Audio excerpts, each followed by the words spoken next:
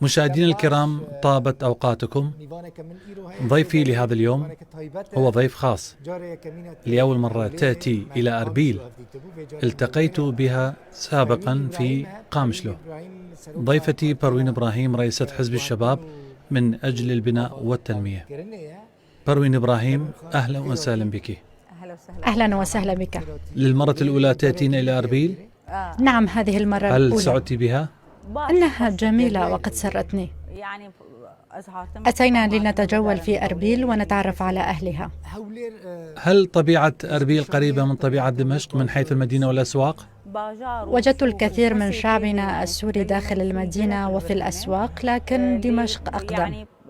ولكن تشعر كأن أهل أربيل هم أهل دمشق، وتشعر كأنك في دمشق. يوجد هنا سوق يسمى بالقيصرية كسوق المدينة في حلب، السوق المغطى. هل تذكرينه؟ نعم، لقد زرناه. غالبية الأجانب يزورون القلعة، هل لاحظت ذلك؟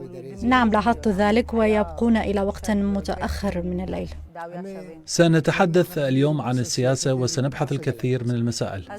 أينما ذهبت يتحدثون عن السياسة. السياسة تأخذنا إلى هناك، حيث حزبك حزب البناء والتنمية. فأنت رئيسة هذا الحزب، متى أسست هذا الحزب ولما أسست هذا الحزب؟ في سوريا ومنذ البدايات فتحنا عيوننا ونحن داخل الأحزاب. نحن كنا في الحزب الشيوعي، ثم في عام 2004 قلنا يجب أن نأتي بشيء جديد. لقد ناضلنا وأسسنا حزبا صغيرا، لكن في سوريا قبل 2011 حسب الدستور السوري كان تأسيس الأحزاب محظورا، ولم يكن يوجد قانون لتأسيس الأحزاب. عندما اندلعت الثورة عام 2011 ظهرت الكثير من القوانين، البعض منها أقرت سريعا. كانوا يريدون أن يبعثوا برسالة إلى المجتمع الدولي مفادها أن سوريا تقوم بالإصلاحات، من بينها كان قانون الأحزاب. شروطها كانت سهلة، على أن يكون عدد أعضاء الحزب 1000 شخص، ويرخص من قبل وزارة الداخلية. لقد رأيت الوقت مناسبا كي أقوم بتأسيس الحزب، وقد قبلوا ذلك. خلال 3 أيام أعلنوا المرسوم. لقد كنا 10 أحزاب، ليس حزبي فقط، وآتتني الفرصة حسب الدستور الجديد أن أحصل على رخصة الحزب. دستور سوري دنود أو قانون دي أم بسطينني يعني كترخيص أبي بارتي. لماذا أسست الحزب؟ بالنسبة لي هو أمر غريب أن تقوم امرأة كردية من قامشلو وهي في دمشق بتأسيس حزب. ما كان هدفك يا بروين؟ لقد قلت لك، لقد فتحنا أعيننا ونحن داخل الأحزاب. لقد كنا شيوعيين. لماذا لم تذهبي مرة أخرى للحزب الشيوعي؟ نعم، حتى رحيل والدي فقد كان شيوعيا، وكان يقول لي لماذا تركتنا وقمت بتأسيس حزب آخر. كنت أقول له عندما دخل الحزب الشيوعي إلى الجبهة الوطنية لم يقم بالأعمال التي كان يقوم بها سابقا، فالحزب الشيوعي حسب ميثاق الجبهة أصبح بعيدا عن الشارع. أما أنا فكانت لي نظرة أخرى، وهي على المرء أن يعمل. هذا كان هو السبب الرئيس، فكان علي أن أعمل منذ البدايات. أحببت السياسة وكانت عندي الرغبة أن أعمل في السياسة.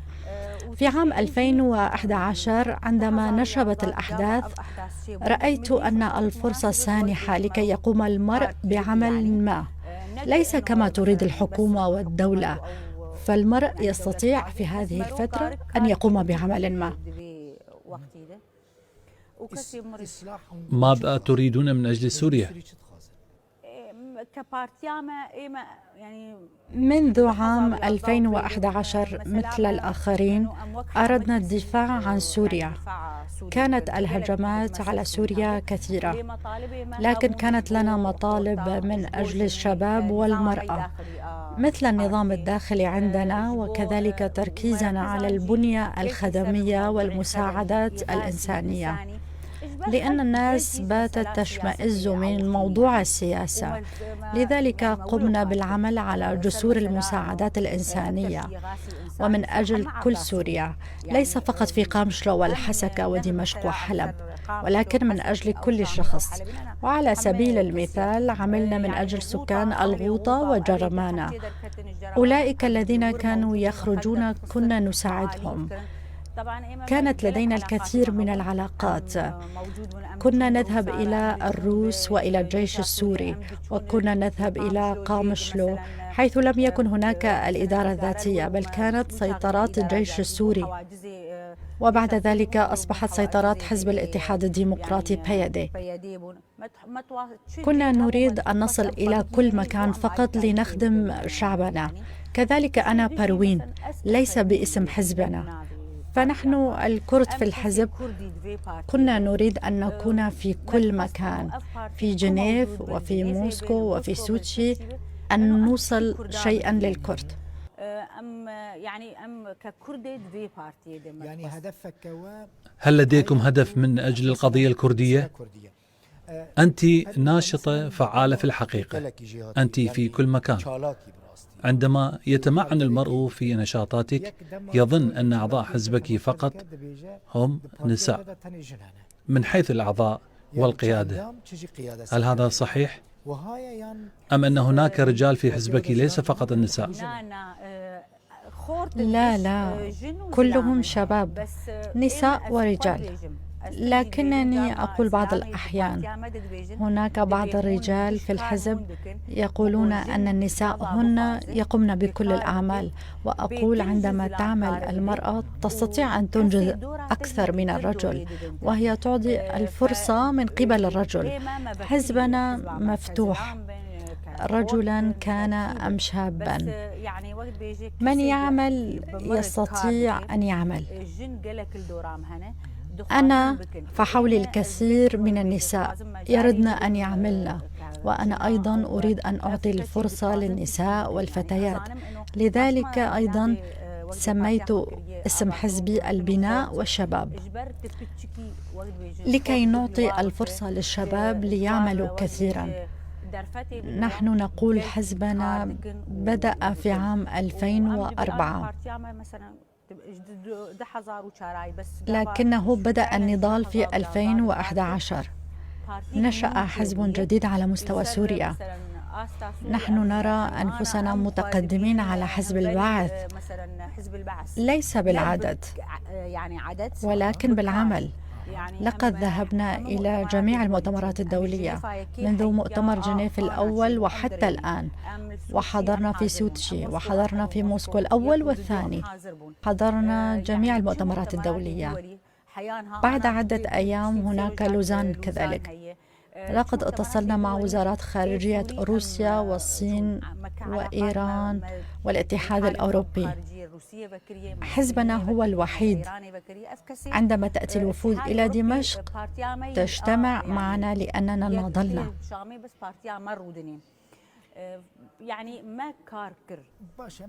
طيب، هناك الكثير ربما يسألون: إذا كان حزبك كبير بهذا الحجم ويعمل كثيرا، من أين لكم هذه الإمكانيات؟ هل الإمكانيات المادية أنت تقدمينها أم الحكومة السورية تقدمها لكم أم أن روسيا تقدمها لكم؟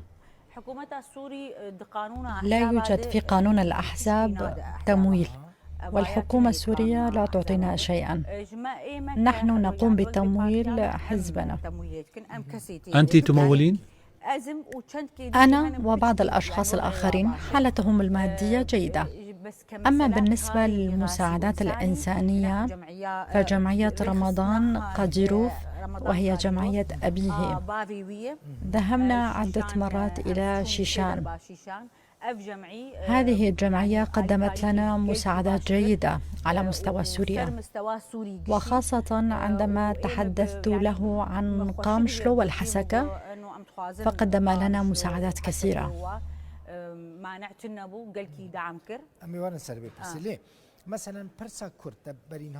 الآن أصبحت القضية الكردية قضية معروفة وعامة، لكن في الماضي كانت قضية منسية. أنتم الآن كحزب البناء والتغيير في إطار سوريا، ماذا تطلبون من الحقوق للكرد؟ أي أنكم ماذا تعملون للكرد؟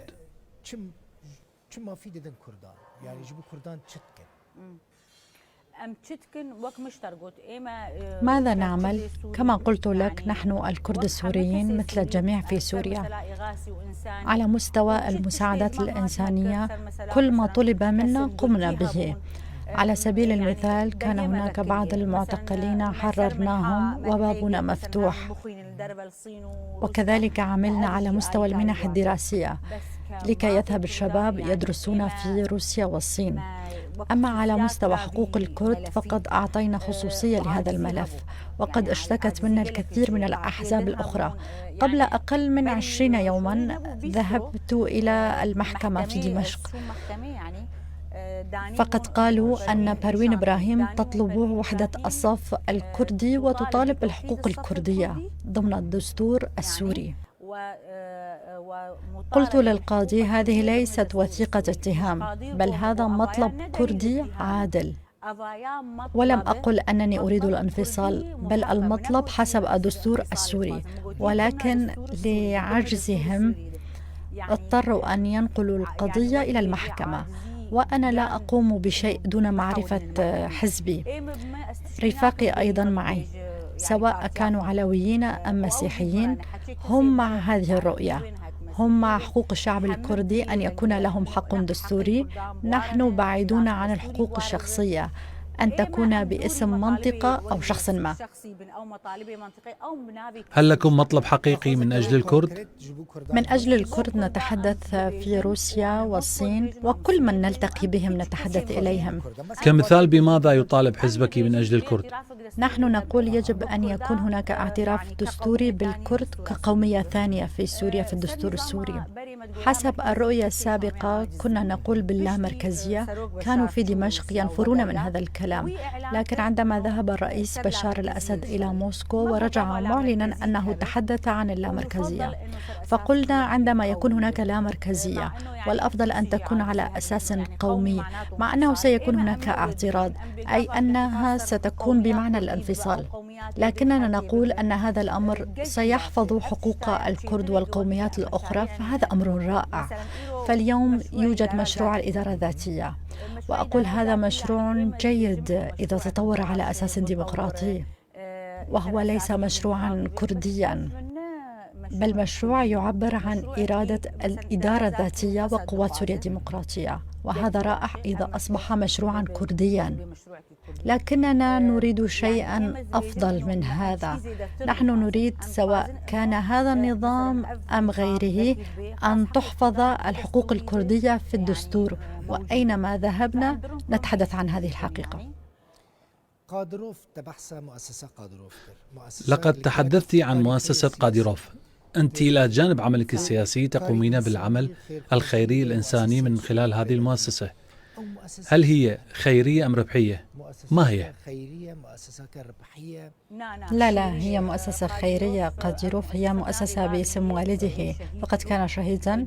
أمه هي مديرة هذه المؤسسة.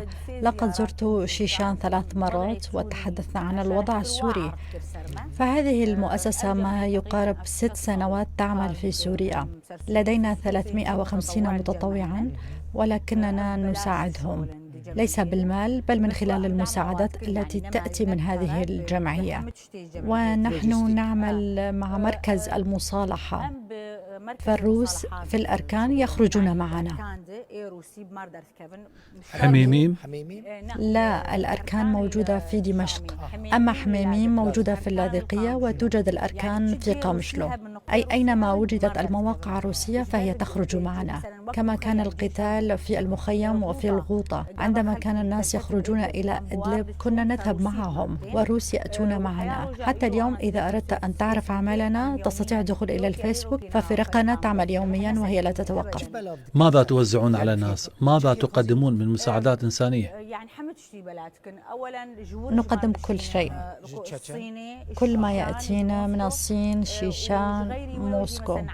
ما عدا ذلك في الأعياد نقدم للناس الأضاحي والنقود في الأعياد. فالشيء الذي استفدنا منه في حزبنا أن الفقراء المتضررين نساعدهم، الذي يود أن يقوم بعملية ولا يستطيع، فمؤسسة قاديروف ساعدتنا كثيرا كحزب، وأيضا ساعدت المتضررين. مساعداتكم تلك التي تقدمها لكم مؤسسة قاديروف، هل توزعون تلك المساعدات فقط في مناطق الحكومة السورية أم في كل المناطق؟ هل توزعونها في المدن الكردية مثلا؟ في كل مكان، نعم. عندما بدأت مشكلة عفرين الجميع خرج من عفرين، ما عدا العاملين لدى قاديروف كانوا يستطيعون الدخول. دخلوا إلى عفرين؟ نعم، ذهبوا إلى عفرين، وكذلك حتى الآن يذهبون إلى قامشلو. يوجد لنا مكتب هناك، كل ما يلزم الناس يذهبون إليه.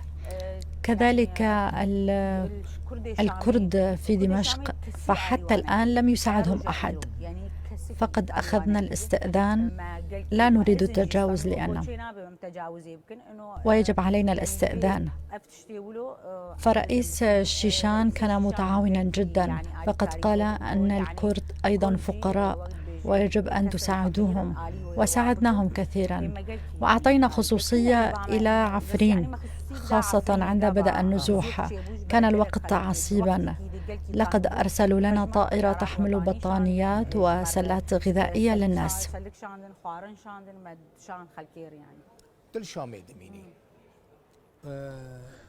أنت تقيمين في دمشق، الدولار مقابل الليرة السورية مرتفع وكذلك اليورو مرتفع. كيف هو الاقتصاد السوري في ظل الحصار؟ كيف يعيش الناس خاصة في دمشق والمدن الأخرى؟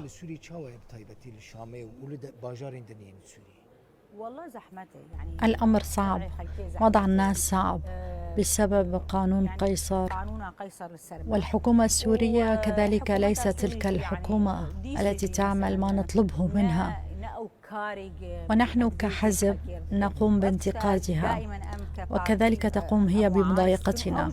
ومن الناحية الأمنية أرسلت لنا وزارة الداخلية تنذرنا كيف أننا نتكلم كثيرا، فقلنا لهم نحن حزب ويجب أن نتكلم، والناس يطلبون منا ذلك. كما قلت لي الآن ماذا تفعلون؟ وضع الناس صعب جدا، فرواتب الموظفين لا تكفيهم، 60,000 ليرة أي ما يقارب 20 إلى 25 دولارا فقط من أجل الطعام والشراب، يجب على الأقل أن يكون 125 دولارا. لا أعرف كيف تسير أمور سوريا حتى الآن. ألا يعني هذا أن هناك أسبابا للفساد في البلاد وأن هناك سرقات في هذه البلاد؟ قضية الفساد والسرقات، نعم، ما زلنا نحن في حرب ولم نخرج منها. نعم، هناك فساد، هناك تجار حرب. كيف أن لدينا طبقة فقيرة مسحوقة، كذلك لدينا طبقة ثرية فاحشة. نتحدث عن هذا كثيرا. الآن يقبضون على الفاسدين، قبل فترة قبضوا على 400 تاجر، أخذوا منهم الأموال. إنهم يحاكمون الناس، الموضوع كبير جدا. دمشق تبنى من جديد، مثلا هناك أزمة سياسية اقتصادية، أنتم تسمونها أزمة سياسية والمعارضة تسميها شيء آخر. هناك مشاكل سياسية في سوريا، هناك قانون قيصر، لا أحد يتعامل مع سوريا، الاقتصاد السوري منهار، ليرتها ميتة، هناك بطالة، هناك فساد.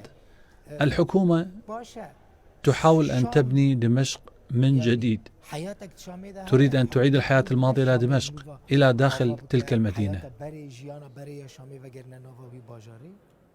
هناك أعمار، لكن ليس من قبل الحكومة. كل من لديه مشاريع خاصة يقوم بالأعمار، يقومون ببناء مجمعات سكنية في دمشق، الناس يبنون بأموالهم. أما كمشاريع حكومية فإن الحكومة ليست لديها مشاريع أعمار، لأن هناك أشياء أخرى ضرورية. وتحتاج للأموال. هي مشاريع خاصة فقط. أما مشاريع الحكومة فمثلا هناك مخيم مساكن برزة وما حوله مدمر، والحكومة لا تستطيع القيام بالأعمار، فقط الناس والتجار يقومون داخل تلك المناطق بالأعمار. ألا تحدث لك مشاكل في دمشق؟ فأنت تنتقدين الحكومة بجرأة كبيرة وتنتقدين الأمن كذلك. ما أعرفه لا أحد يستطيع أن ينتقد الأمن في سوريا. أنت تنتقدين هذه الجهات بجرأة وجسارة كبيرة، سواء من الناحية السياسية أو من الناحية الأمنية، تنتقدين بقوة. ألا يحدث هذا لك مشاكل؟ من أين لك هذه الجرأة؟ هناك الكثيرون يقولون لي يا دلبخوين أن بوغدانوف يدعم بروين إبراهيم، وأن لافروف يدعم بروين إبراهيم، وروسيا تدعم بروين إبراهيم، لذلك فهي تتحدث بجرأة. هل حقيقة أن روسيا تدعمك لكي تتحدثي بهذه الجرأة ضد الحكومة في دمشق؟ سآتي لك بمثال. قبل قدومي إلى هنا كانت هناك اتهامات على تصريحاتي الأخيرة. ذهبت إلى قاضي تحقيق، قال لي أنت تتحدثين عن الحكومة وتطالبين بفصل جزء عن سوريا وتشجعين على وحدة الصف الكردي. كانت هناك جملة من الاتهامات، فقلت له أقولها ثانية والآن كذلك، فقال أنت تحدثت إلى شبكة روداو الإعلامية. نعم، وكانت هذه وثيقة بخصوص الاتهامات. كذلك خرجت بتصريح على صفحتي، فأنا لا أستطيع إلا أن أتكلم. أنا أمثل الحزب، فأنا لست بروين إبراهيم فقط. هذا إذا كنت امرأة وجالسة في بيتي، طبعا لا أستطيع أن أتحدث، ولكنني أمثل الحزب ويجب أن نتحدث من أجل حقوق الناس. إذا لم نكن كذلك فلماذا الأحزاب موجودة؟ هذا لا يعني أن هناك أحد يدعمني. بالطبع لدي علاقات، فالحزب الذي ليس لديه علاقات سيصبح من الناحية السياسية صفراً. فأنا أشعر كحزب وكامرأة وكأناس يعملون معي، نعم، فأنا أتكلم ولا أخاف. نعم، أنا لي حساباتي ولكنني لا أخاف، لأنني لم أقل شيئا خاطئا. فهذه 11 سنة نحن حزب في سوريا، وهذا الحزب لم يقف ضد سوريا. أنا لم أطلب كي تتقسم سوريا. هناك الكثيرون من العرب والكرد يقولون لي أنت تقفين مع النظام. أليس هذا الاتهام صحيحا؟ أنا كذلك أسمع هذا كثيرا. لقد أصبحت ضيفتي من موسكو لعدة نشرات إخبارية، ومن قامشلو ودمشق وعدة أماكن أخرى. الكثير يقولون يا دلبخوين أن بروين إبراهيم قريبة من الحكومة السورية، لذلك هي تتحدث بتلك الجرأة. هل حقيقة أنت قريبة من الحكومة السورية؟ في الأساس لا يجب أن يقال هذا الكلام. كما قلت لك، فحزبي قد تشكل بحسب مرسوم الرئيس السوري. كل الأحزاب الموجودة في الدول وهنا كذلك يجب عليها أن تكون مرخصة فتكون أحزاب رسمية. هذا أولا. أما ثانيا، فأنا لم أخفي علاقاتي مع الحكومة السورية. أنا قلت أنني حزب، فأنا أعمل وفق رخصة، ولكن عندما أقف ضد الأمن أو ضد الأشياء الخاطئة فهذا يعني أن هناك لا أحد يتكلم. مثلا عندما يكون هناك أحد المعتقلين سأطلبه من الأمن السوري. يجب ألا يقال هذا الشيء بأنني قريبة من الحكومة. أنا لست قريبة منها، أنا أعمل برخصة من قبل النظام، لكن عندما يكون هناك شيء خاطئ فسوف أقف ضده. سأقف ضدهم في دمشق، وربما يحاولون مضايقتي. ليس فقط النظام السوري، في كل مكان. عندما تواليهم فلن يضروك. هناك مسألة أقولها ولا أخاف، سواء يعتقلونني أو يقتلونني فهذا الأمر وضعته نصب عيني. هذا هو النضال السياسي. هذا صحيح. بروين، أنتم تحضرون أيضا مؤتمر جنيف كطرف في الأزمة السورية. أتساءل، ما إذا كنتم تحضرون الاجتماعات كحليف مقرب من الحكومة السورية أم تشاركون كحزب معارض؟ هل تتحدثون كحزب عن القضية الكردية في تلك اللقاءات أم لا؟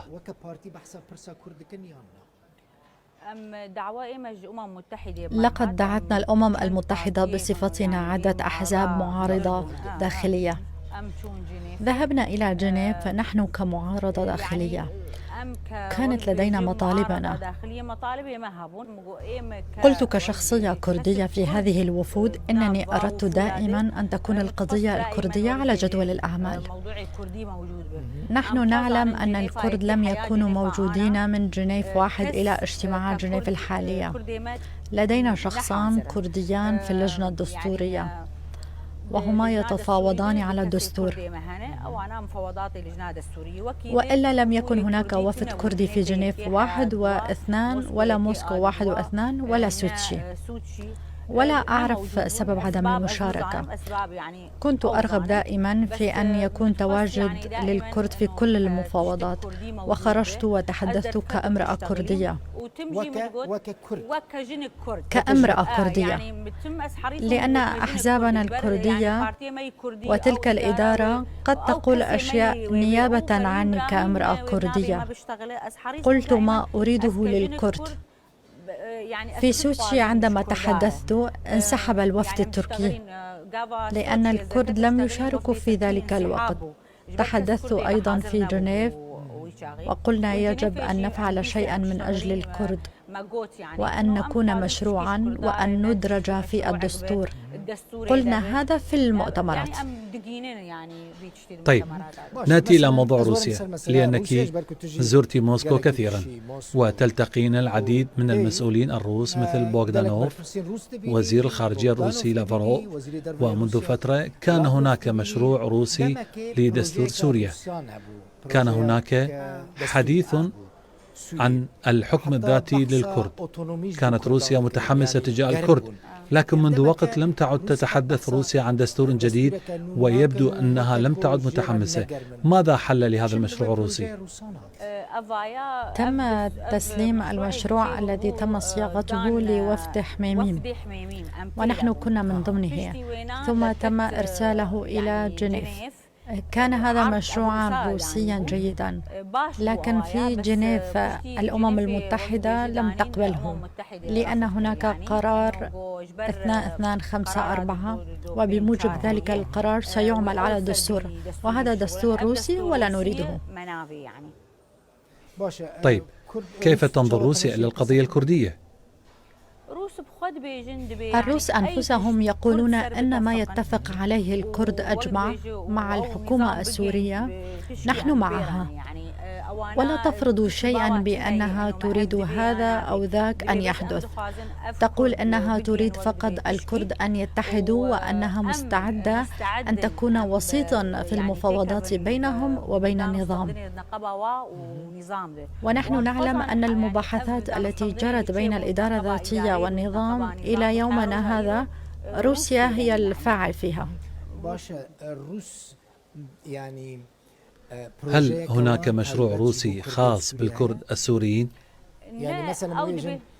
تريد مثلا روسيا التوصل إلى اتفاق بين الكرد وخاصة الإدارة الذاتية ودمشق، لكن الكرد يقولون أن روسيا ليست جادة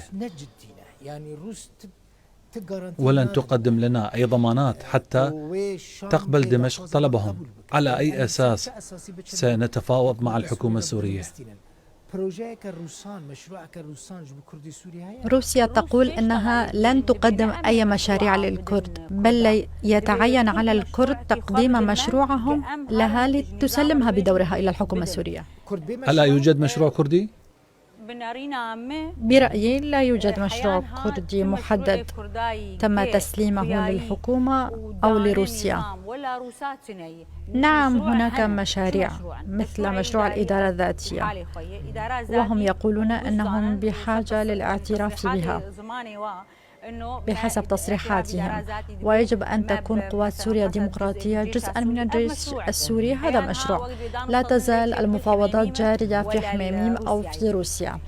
عندما ذهب بعض أحزابنا مع الإدارة الذاتية إلى حميميم واجتمعوا هناك، لكنهم لم يتفقوا، لأنهم لم يتفقوا على مشروع موحد، ولم يتوصل لا المجلس الوطني الكردي ولا الإدارة الذاتية على مشروع مشترك.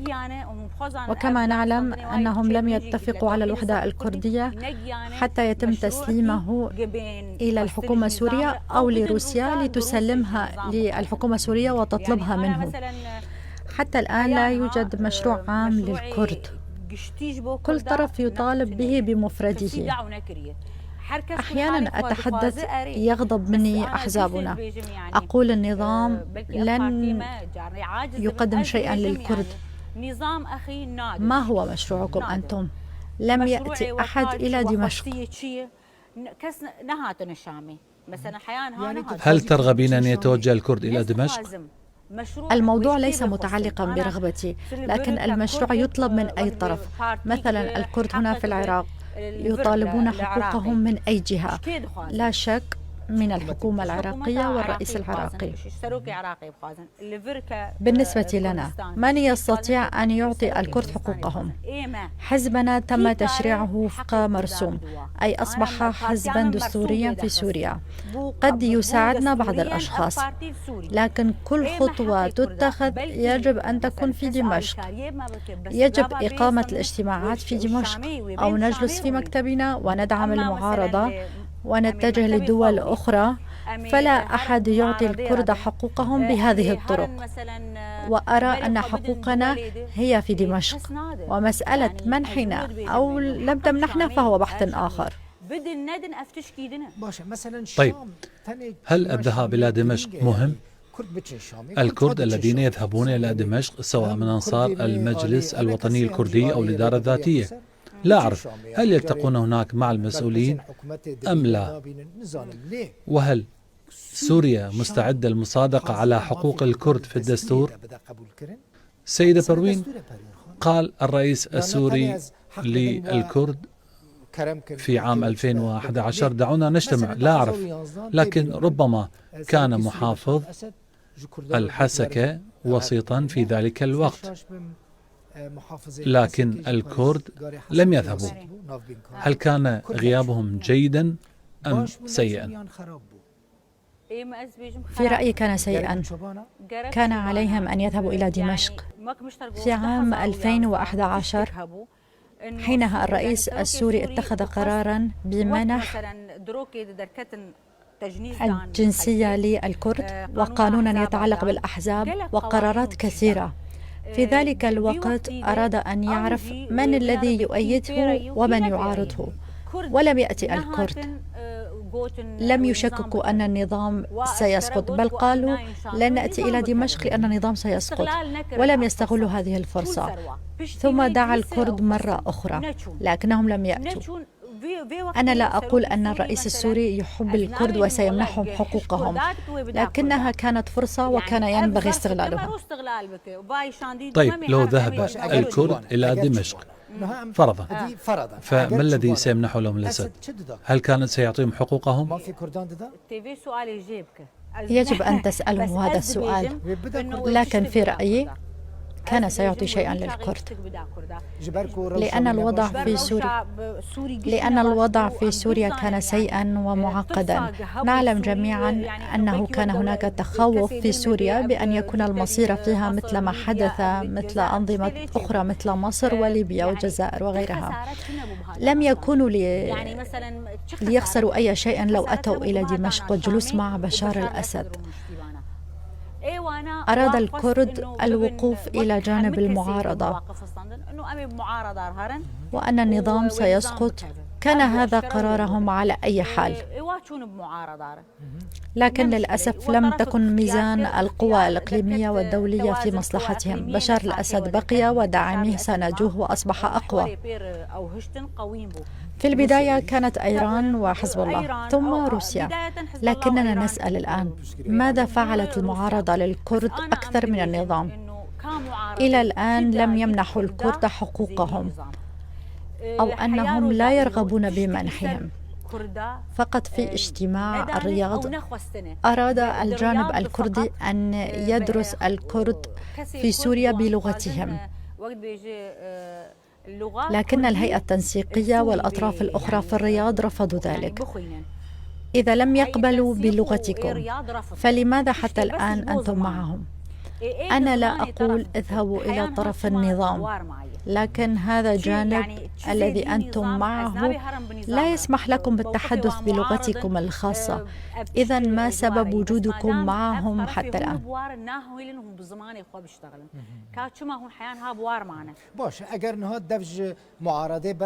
طيب، إذا انسحب الكرد الآن من المعارضة الائتلاف وتوجهوا إلى دمشق، فماذا سيمنحهم الأسد؟ برأيي الموضوع ليس بذهابهم أو منحهم حقوقهم، لكننا نقول أن هناك الآن فرصة دولية ويجب حل القضية السورية. روسيا جادة في مساعدة الكرد، لكن التصريحات الصادرة عن الإدارة الذاتية ومن قبل الأحزاب الكردية ليست مثل ما نراه. لطالما قالت روسيا في الاجتماعات الخارجية أنها تريد مساعدة الكرد على استعادة حقوقهم وستتوسط بينهم وبين الحكومة السورية، لكن الكرد لا يتفقون، وبالتالي لا تستطيع روسيا إجبار الكرد على الموافقة على تسليم الحل للنظام. هذه الاجتماعات التي تجري في الخارجية ووزارة الخارجية الروسية مثلما تجتمع مع الكرد لا تجتمع مع أي طرف آخر، لكن لا توجد ورقة عمل باسم الكرد السوريين، كما أن عدم التوصل إلى اتفاق بين الأطراف الكردية يصب في مصلحة النظام. فهل سيمنح النظام الإدارة الذاتية لطرف كردي وتمنح الفيدرالية للمجلس الوطني الكردي؟ وهل سيدعونني ويسألونني عن مطالبي؟ النظام لا يطلب هكذا أمور من أي طرف. نحن حزب وحصلنا على الموافقة منه وعملنا معه، وفي قامشلو الانتخابات الرئاسية الأولى عندما كان أنصار البعث يفرون وقفنا معها، ولكن الآن عندما نرفع صوتنا قليلا يخرجون ضدنا. لكن لا يمكننا المطالبة بحقوق الكرد ونحن جالسين في منازلنا. بس أمريكا دعوة حقوق كرديات كانوا المالي خارونين. طيب، أين وصلت المباحثات بين حزب الاتحاد الديمقراطي وقوات سوريا الديمقراطية ومجلس سوريا الديمقراطي مع الحكومة السورية؟ وفقا لتصريحاتهم من الواضح أنها توقفت. أحيانا يقومون بحل أمور صغيرة وبسيطة، لكن الأمور الأساسية مثل الاعتراف بالإدارة مثل ما يقولون والاعتراف بقوات سوريا الديمقراطية كجزء من الجيش السوري لم يتم حلها، وفي رأيي لن يمنحوهم هذه الأمور. يقولون أن هذا يعد مشروعا انفصاليا.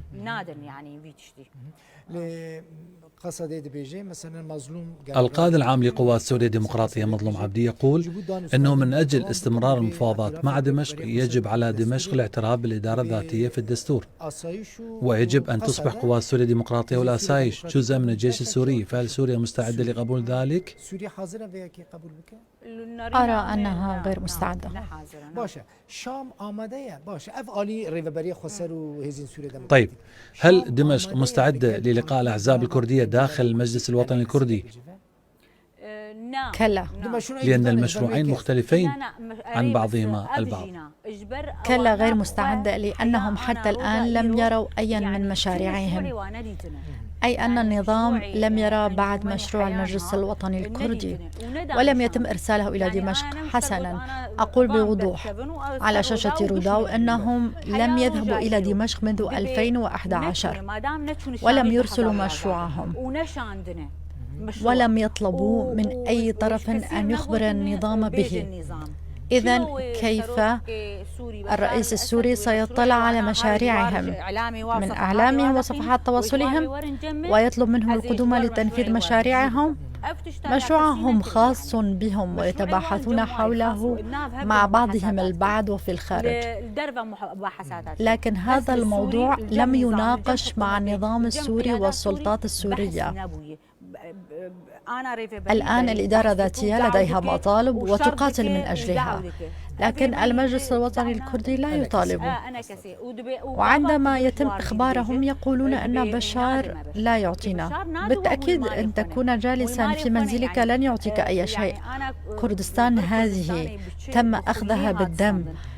أما في سوريا إذا لم تسيروا بالطرق السياسية ولا تستطيعون حمل السلاح والمطالبة بحقوقكم فكيف ذلك؟ هل سيقول بشار الأسد سأقدم لكم هذه الحقوق؟ هذا غير منطقي. بعض الحقوق هي حقوق طبيعية، مثلا التعليم. إذا وضعنا جانبا كل القضايا السياسية والعسكرية والمجلس الوطني الكردي والإدارة الذاتية، هل هنالك خطة وخطوة للحكومة السورية لمنح الحق في التعليم للكرد في مناطقهم للدراسة بلغتهم؟ تم الاتفاق مع الإدارة الذاتية في هذا الصدد، أي أنه في جميع المناطق الكردية التي يعيشون فيها من الممكن أن يدرسوا بلغتهم اللغة الكردية. فيوجد في الجامعة بدمشق التدريس باللغة الكردية ومعاهد أيضا كحزبنا. مثلا إذا ذهبت لأفتتح معهدا، هل تقصدين خاصة منها؟ كلا، الجامعات الحكومية إذا ذهبت تدرس باللغة الكردية مسموح ويعطيك شهادة. تقصدين معهد اللغات في دمشق؟ معهد اللغات يعني قصة كلا، في الجامعة السورية. طيب، أنا أتحدث عن الحق في التعليم في المدارس الحكومية. نعم، المناطق التي يتواجد فيها الكرد تصبح اللغة الكردية اللغة الثانية؟ نعم، هذا الموضوع تم الاتفاق عليه بين النظام والإدارة الذاتية، لكن لم يتم تطبيقه بعد، لأن الاتفاق لم يتم الانتهاء منه بعد، أي أن يتم تدريس في المناطق الكردية بلغتهم دون فرضها على المناطق التي يوجد فيها العرب. طيب، عفرين وسريكهاني وغريسبي هي 3 مناطق لكردستان سوريا وتحتلها تركيا بالقوة والقتال. روسيا تمتلك القوة، فهل روسيا وسوريا مستعدتان لأخذ هذه المناطق من تركيا؟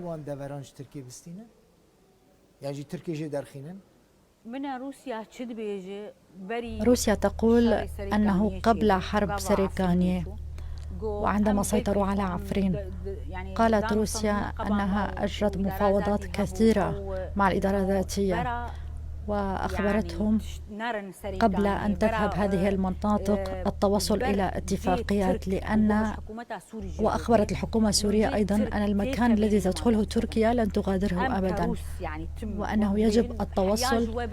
روسيا تقول أن المناطق التي تدخلها تركيا لن تخرج منها، لذلك قبل أن تسيطر عليها تركيا أن يتم التوصل إلى تفاهمات، لأن الأتراك إذا دخلوا إلى منطقة من الصعب جدا أن يخرجوا منها. سوريا لا تهتم بمناطق مثل عفرين، سريكانية، غريسبي، كوباني، قامشلو أن تقع تحت سيطرة تركيا. المسألة ليست أنها لا تهم الحكومة السورية، فهي أراضٍ سورية. الآن العديد من المناطق لم تكن تحت سيطرة الجيش السوري، مثل المناطق التي كانت فيها الإدارة الذاتية وقست تدافع عنها. إذا استطاعت سوريا فإنها كانت ستدافع عن هذه المناطق أيضا. ليست لها قوات، لكن روسيا موجودة. روسيا على الأرض لن تقوم بذلك، لكن إيران وحزب الله يساعدان الحكومة السورية على الأرض أيضا. تقول روسيا أن اتفاقهم حماية سوريا ضد داعش دون أن يدخل جنوده إلى الأرض. كلا. يقول البعض أنه في بعض الأحيان عندما تريد روسيا الضغط على الكرد فإن تركيا تستخدمه كتهديد ضد الكرد، أي بمعنى تقول للكرد إذا لن تذهبوا إلى دمشق ولا تتفاوضوا هناك فإن تركيا ستهاجمكم، أي أن روسيا لا تمنع هجمات تركيا. لا، روسيا لم تخبر الكرد بضرورة التوجه إلى دمشق للتفاوض.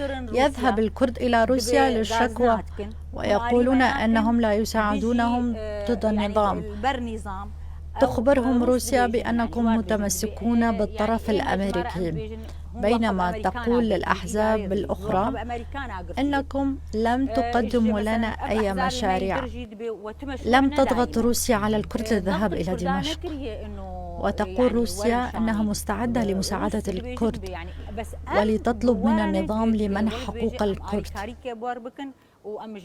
وبشأن العلاقات مع تركيا، تقول روسيا أن علاقاتهم مع تركيا جيدة جدا، لكنهم يقولون في الوقت نفسه أنهم لا يستطيعون فرض أمر عليه.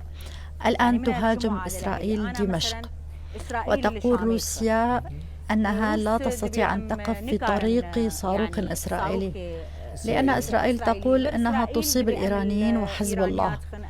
كما تركيا تعلن أنها تقوم بحماية حدودها، ولا يمكنها أن تقف ضد تركيا التي تقول أن هناك حزب الاتحاد الديمقراطي أو حزب العمال الكردستاني. تعمل روسيا أيضا وفقا لمصالحها التي تراها أهم مع تركيا. الكرد يذهبون إلى روسيا لتقديم شكواهم؟ نعم بالطبع، سيتحدثون ويغضبون قليلا. لماذا العلاقة بينكم متوترة؟ أنت حرة بتصريحاتك. نعم، كلا ليس شيئا. أنا بالنسبة لي ككردية مهما كان الأمر لن أسمح لأي شخص بالتحدث بالسوء عن الكرد. عندما استبعدت الولايات المتحدة حزب الاتحاد الديمقراطي من المفاوضات في جنيف، طلبت في جنيف أنه بما أنهم موجودون على الأرض فعليهم المشاركة وهم طرفا في الأزمة، كيف تستبعدونهم؟ أقول في كل مكان أنه لولاهم لكنا في أيدي داعش الآن، ولكن عندما أتحدث عن مشروعهم في رأيي أن مشروعهم أحادي الجانب، وأنهم أنشأوا لنفسهم إدارة ويريدون القيام بشيء من أجلها. بصفتي بروين كامرأة كردية، لماذا حزبنا ليست في الإدارة ذاتيا؟ ولماذا لم يتم التشاور معنا؟ ولماذا تم إنشاءها لوحدهم؟ يوجد من النظام معهم أيضا، لأن الإدارة للمنطقة كلها. هل ستطرد الأشخاص الذين مع النظام؟ فالعرب الذين معهم هناك من هم؟ أنا أدافع عن نضالهم والذي قدموه لمناطقنا، لكن لا أستطيع الدفاع عن مشروعهم. أحزابنا الكردية أيضا يوجد فيها أشخاص لهم تاريخ نضالي، لكنهم لم يقدموا شيئا واضحا. وإذا يرون أنفسهم أنهم يطالبون بحقوق الكرد أكثر من الإدارة وهم في منازلهم أو مكاتبهم، هذا ليس عملا. نعم، يوجد بيشمركة روج وقوات مشكلة من الشباب الكرد. مثلا، هل الحكومة السورية مستعدة أن يكون بيشمركة روج جزءا من الجيش السوري؟ نعم، هذا لأن عندما قصد طالبت بمسألة أن تكون جزءا من الجيش لم ترفض. البيشمركة يصبح جزءا من الجيش السوري؟ نعم بالتأكيد، بحسب المفاوضات التي جرت. عندما قالوا قصد فصيل من الجيش السوري لم يقولوا لا. السيدة بروين، شكرا جزيلا لك. لغتك الكردية كانت جيدة صدقا. نعم، أصبحت جيدة. نعم، أتعلم. تتعلمين اللغة. أتذكر التقينا في موسكو، كنت ضيفتي، قلت إني أتحدث اللغة العربية مع الكردية، قلت لك لا تقلقي، لكن لغتك الكردية أصبحت جيدة. شكرا جزيلا لك. شكرا لك. أتمنى أن أراك في أربيل مرة أخرى. شكرا جزيلا. شكرا لكم مشاهدينا. كنت مع بروين إبراهيم، رئيسة حزب الشباب من أجل التنمية والبناء. شكرا لكم وإلى اللقاء.